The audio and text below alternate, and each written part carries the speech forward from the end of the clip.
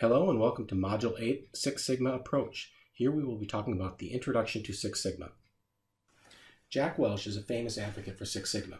One of his more famous quotes was, "If the rate of change outside your business exceeds the rate of change inside your business, the end is in sight."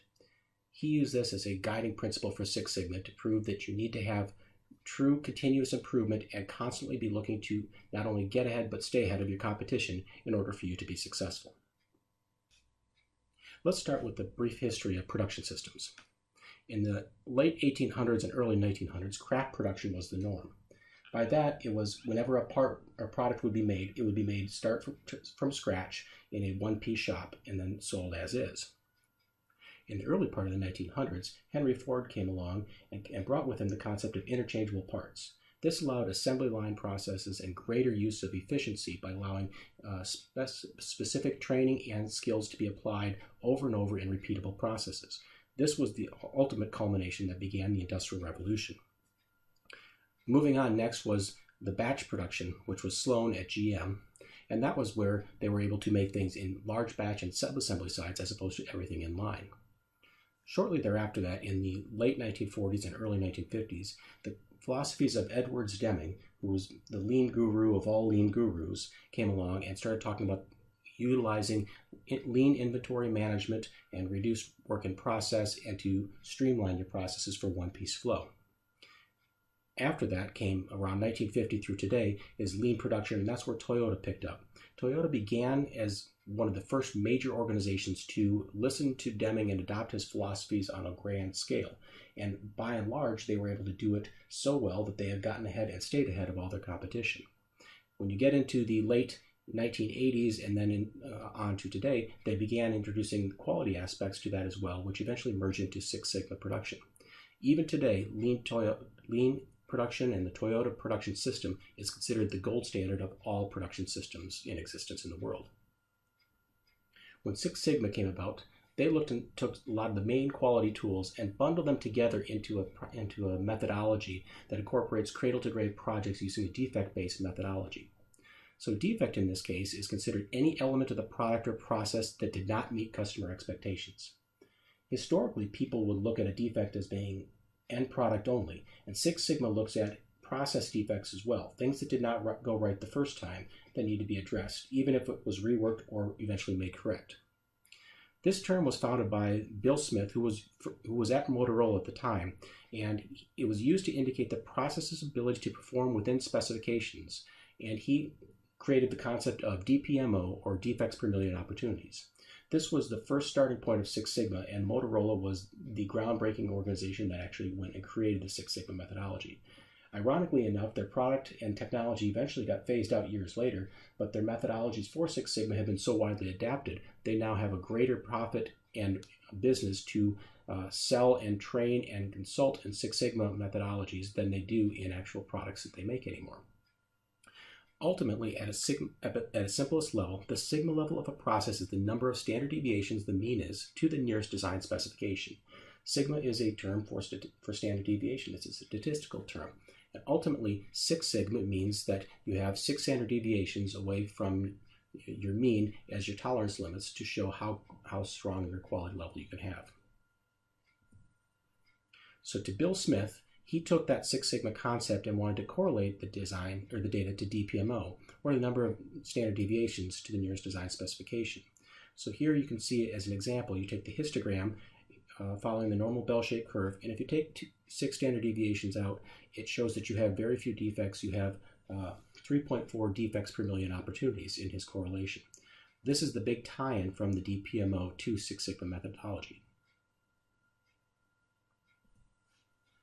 So Six Sigma has many different tools, but ultimately it boils around a philosophy. So first of all, the philosophy is, in its approach, is to delight its stakeholders through flawless execution. It's an adaptive mindset that instead of looking at saying, how do we get an acceptable product out, is how do we go above and beyond, and how do we address defects all throughout the process that all have the potential of impacting the customer. They took an ardent line on doing it right the first time, which aligns heavily with lean. And they took the point of reducing variability, which in turn eliminates defects. This here is the major departure of lean. In fact, if you were to look at lean and say, what is lean? Lean is about the concept of identifying and eliminating waste, where Six Sigma is all about reducing variability and eliminating defects. Ultimately, while Six Sigma came about as an improvement methodology, the underlying principle of why it was developed was for financial bottom line results. They looked for direct costs associated with finding and fixing defects, hidden costs of failing to meet customer expectations the first time, opportunity costs of failing to meet optimal efficiency, the hidden loss of market share, and the hidden costs associated with disposing of defects. Historically, most companies looked at costs in a very black and white way. It either shows up on their balance sheet or it doesn't.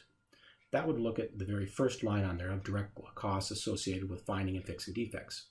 All the other costs are true costs that exist that are buried within the business that oftentimes don't show up on the balance sheet or are very hard to pinpoint.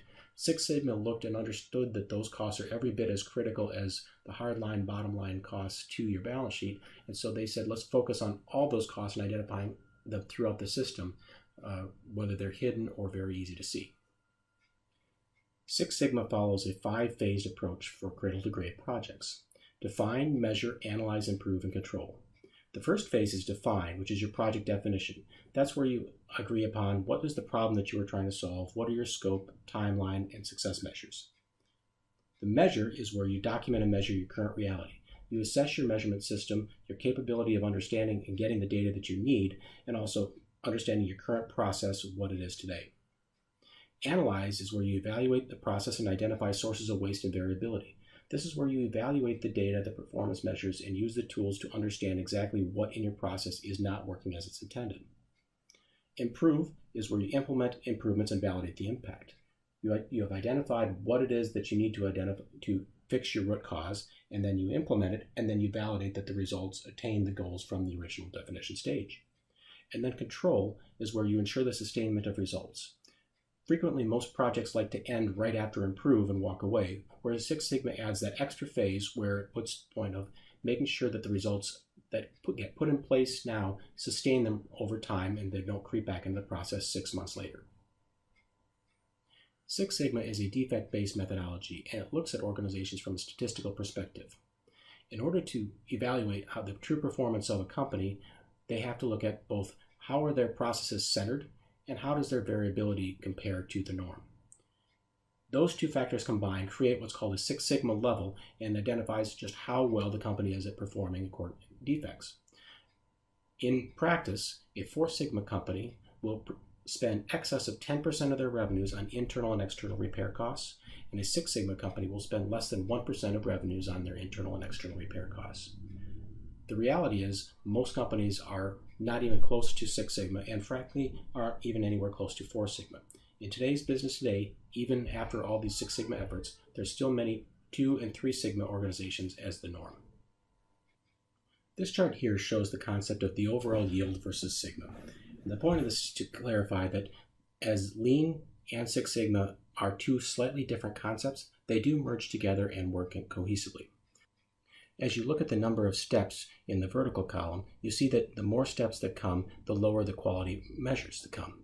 And the reason for that is the more steps you have, the more opportunities you have to make a defect. On the other hand, at the top, you have 3 Sigma, 4 Sigma, 5 Sigma, and 6 Sigma. So as you improve your quality, your quality will, as you improve the Sigma level, in order to get true Six Sigma quality, you have to both improve that variability and reduce the number of steps from a lean perspective. That's the true way to get from Six Sigma perspective, which is the 99.9997% quality. So why is 99.9% not good enough? Well, the reality is being 99.9% sure would ultimately result in 20,000 wrong drug prescriptions per year, 2 million documents lost by the IRS per year, 2 short or long landings at a major airport each day, unsafe drinking water for 1.5 minutes every day, 107 incorrect medical procedures each day, and then 18,322 pieces of mishandled mail every hour. People usually look at 99% or 99.9% and think that's pretty good. When you look at it in these terms, over long hauls in large-scale processes, 99.9% isn't successful enough. So in order to get a process operating at a Six Sigma level, plus or minus 6 Sigmas, to get the 3.4 million defects per opportunities, That is why that standard is set so high and so difficult to get to. Now, Six Sigma relationships, there's an X and a Y relationship that form the hallmark of Six Sigma. The fundamental formula used in Six Sigma is that Y is considered a function of X, and in the mathematical terminology, Y would be the dependent variable, while X is the independent variable. Expressed in another way, Y is an output resulting from a number of inputs of X. So the ultimate output is oftentimes called in Six Sigma your project Y, or your ultimate variable. And then you have to look at what are all those different X's that go into that variable and influence that final Y. So the typical diagram used to communicate this concept in consumer-driven training is Y equals a combination of X1, X2, X3, or however many X's there are. Regardless of the process, there are typically multiple X's that go in and create your final Y deliverable. So building upon this concept, it can be said that every X is correlated to a Y at some deeper level in the process. Furthermore, it can be said that X may influence multiple Y's throughout the process. So let's use a practical example to explain this here. So consider lemonade, and the taste of the glass of lemonade would be considered your Y, because that is ultimately how you would judge the quality of lemonade and whether it meets expectations or not. This is influenced by a number of potential X factors, including the type of lemon ingredient you use, the amount of sugar added, the type of water added, or the amount of ice added. If you thought about it, you could probably come up with many other X's that would influence the quality of your lemonade, but for practical purposes here, we'll start with just these four.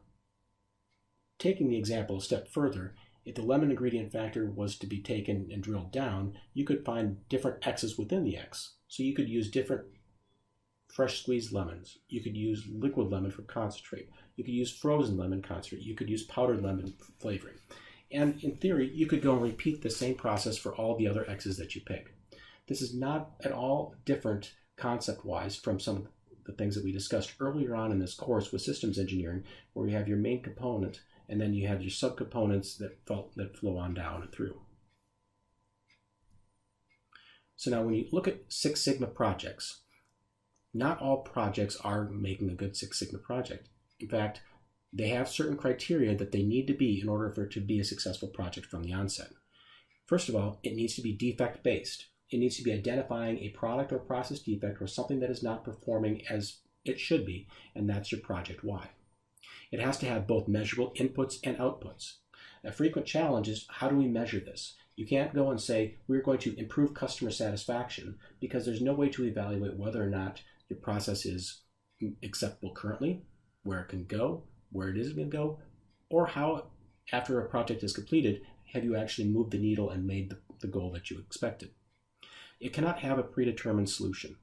This is a common issue where people within Six Sigma training start off and say, I've got my project that I'd like to do for certification, and here's what I'm going to do, and it already has the solution in mind. The reality is, if you already have the solution in mind, you don't need to use the Six Sigma methods to identify the root cause and fix the problem. In fact, you need to go back and say, we have a scope problem here, we don't know the root cause, but we need to address it, and that's what makes a good Six Sigma project. It has to be manageable in scope. Depending on the nature of the project, it has to be either very small or be willing to be very large and have much broader scale. If people are going for certification, for example, in Six Sigma Green Belt or even Black Belt, they oftentimes have time durations that they don't want to be working on a project for 3 years. For that case, you want to have a project that is both beneficial to the organization, but also is manageable in their scope. Meets the organizational need. Obviously, it has to have a critical defect base to it, but the defect has to be worth fixing it. To use a quote that I've heard before, the juice has to be worth the squeeze. You don't want to go and solve a problem and save $30,000, but have to spend $50,000 in 2 years to fix it. So it has to align with the organization's objectives. Most of the times, Six Sigma projects have a financial objective, but they can also be used to fix things such as customer satisfaction, market share, quality perception, and so on. As long as it meets these other cases of defect-based, measurable in scope, no predetermined solution, etc., that is considered acceptable. And last but not least, it has to be supported by executive leadership. If executive leadership is not behind the project or the Six Sigma process in general, the project will not be successful, and there's no point in going down that road if you're not going to have the support of the executives to move forward with the resources you need. When Six Sigma first came out, there were two distinct camps of process improvement professionals. There was the Lean camp and the Six Sigma camp.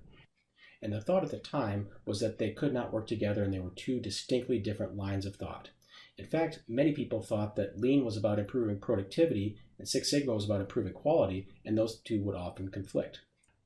Over time, this distinction has been blended, and people have begun to realize that those two not only work in tandem to each other, they also can help support, and true organizations are now looking at Lean Six Sigma as a methodology instead of just Lean or Six Sigma.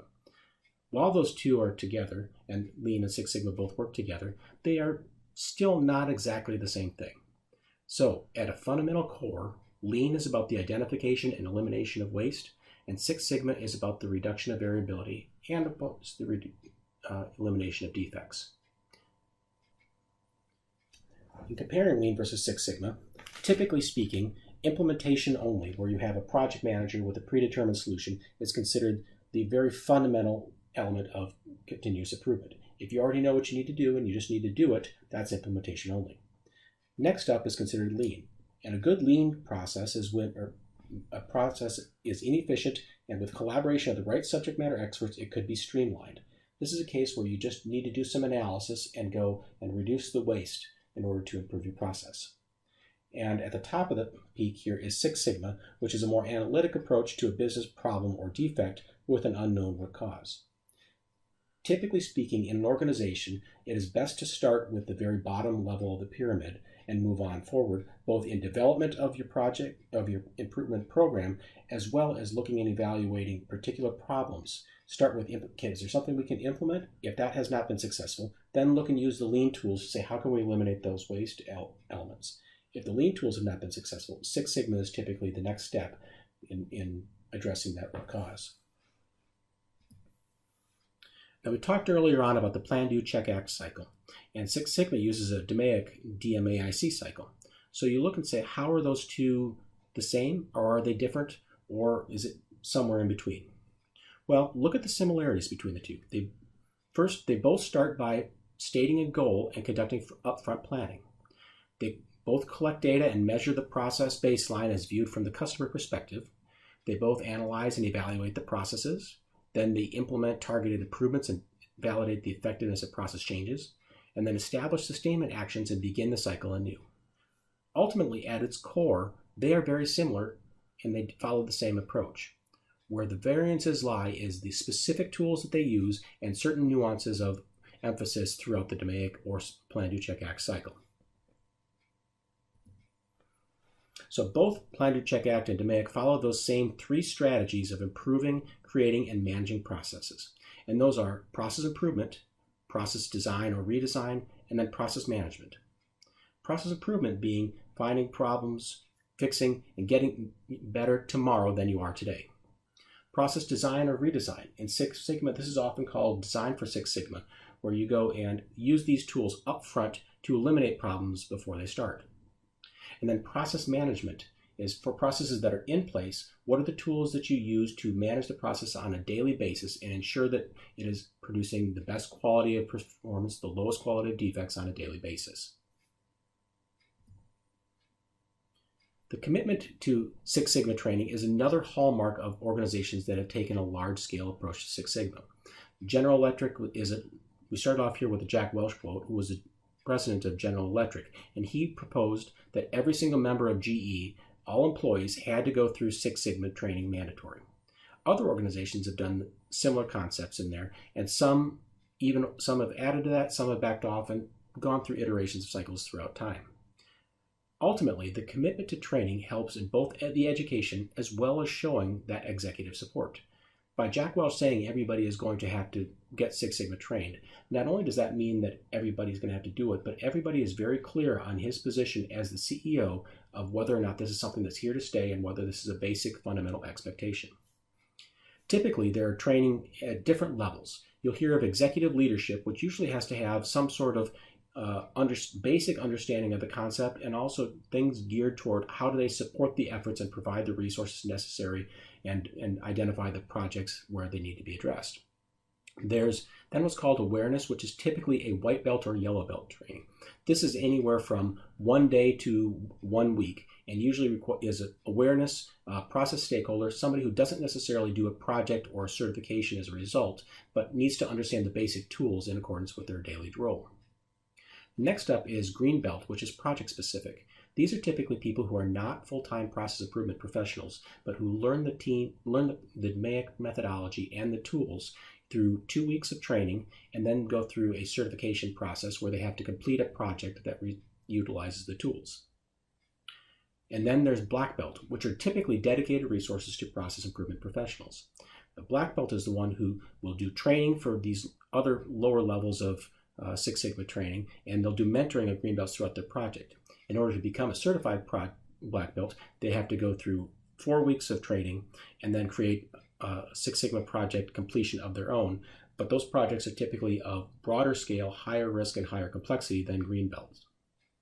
The training in the Six Sigma is focused typically on customer satisfaction, quality, on-time delivery, problem identification, and cost reduction. Investing in these Six Sigma training and projects is very costly and ultimately will be judged based on how many dollars the projects themselves return. In order to increase the odds that those projects are successful, there are certain steps that you should follow. First, it's important to review where you are now, not just from a project perspective, but also from an organizational program perspective. You need to develop a list of potential projects describing the plan, the goal, and the rationale for each project. Make sure that they adhere to those requirements that we listed earlier. Screen out those projects that don't meet those basic criteria. If a project has a predetermined solution, it should not be a Six Sigma project. It may need to be a project managed project or an implementation only. Make sure that the correct methodology is used based on the appropriate problem. Operationalize the criteria for the final choices. Apply the criteria and select the project. Evaluate the set of projects selected, and then draft a charter for each selected project. The charter is the comes through in the define phase, and that is where you complete all the project scoping and evaluation and determine whether or not a project is worth proceeding forward. The reason the DMAIC project emphasizes this so heavily in the define phase is to do this thorough analysis, and if the project doesn't make sense to pursue forward, that you can stop it right up front before you sink any further resources into it.